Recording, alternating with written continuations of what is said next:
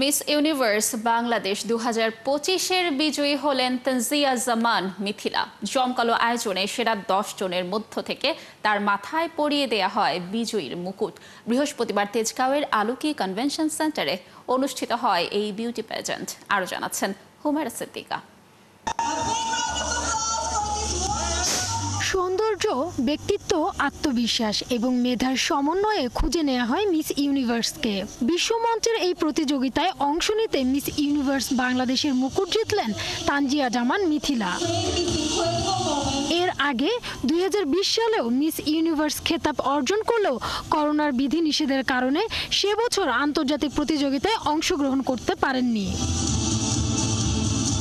তবে এবার মুকুট জয়ের মধ্য দিয়ে তিনি নভেম্বরে থাইল্যান্ডের ব্যাংককে অনুষ্ঠিতব্য 70তম মিস ইউনিভার্স প্রতিযোগিতায় বাংলাদেশের প্রতিনিধিত্ব করবেন। মিথিলা নিজের বক্তব্যে এই জয়ে তার মাকে উৎসর্গ করেন, যাকে তিনি তার সর্বশ্রেষ্ঠ অনুপ্রেরণা হিসেবে বর্ণনা করেন। তিনি বলেন, আজ আমি যা কিছু তা আমার মায়ের কারণে। আজকে একজন মানুষকে নিয়ে আমি বলতে চাই যে এখানেই আছে আমার মা। তারপরও তাকে নিয়ে বলতে চাই, তার জন্যই আমি এখানে দাঁড়িয়ে আছি। তার সাহস, তার অনুপ্রেরণা, সবকিছুর জন্যই আমি এখানে দাঁড়িয়ে আছি আজ। মিস ইউনিভার্স 2020-তে উইনার হয়েছিলাম as a miss universe Bangladesh.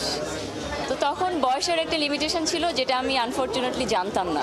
তারপর যখন মিস ইউনিভার্স থেকে হঠাৎ করে বলল যে মিস ইউনিভার্সে এখন আর কোনো বয়সের লিমিটেশন নাই, কোনো লিমিটেশন নাই, তখন আমার কাছে মনে হলো যে না, স্বপ্নটা তার মানে এখনও আমার আছে, আমি আই ক্যান গো। স্বপ্নের চূড়ান্তে এসেছি এবং আজকে আমি আপনাদের সামনে মিস ইউনিভার্স বাংলাদেশ 2025 হিসেবে দাঁড়িয়েছি। মিথিলার মডেলিং ক্যারিয়ার শুরু হয় দেশীয় ফ্যাশন ইন্ডাস্ট্রিতে কাজের মাধ্যমে। টিভিসি, ফটোশুট, র্যাম্প মডেলিং সহ নানা মাধ্যমে তিনি নিজের প্রতিভা তুলে ধরেন। ধীরে ধীরে ফ্যাশন জগতে জনপ্রিয়তা লাভ করেন তিনি। তার উচ্চতা, শারীরিক সৌন্দর্য, ক্যামেরার সামনে সাবলীল উপস্থিতি এবং আত্মবিশ্বাস তাকে এক নতুন উচ্চতায় নিয়ে যায়।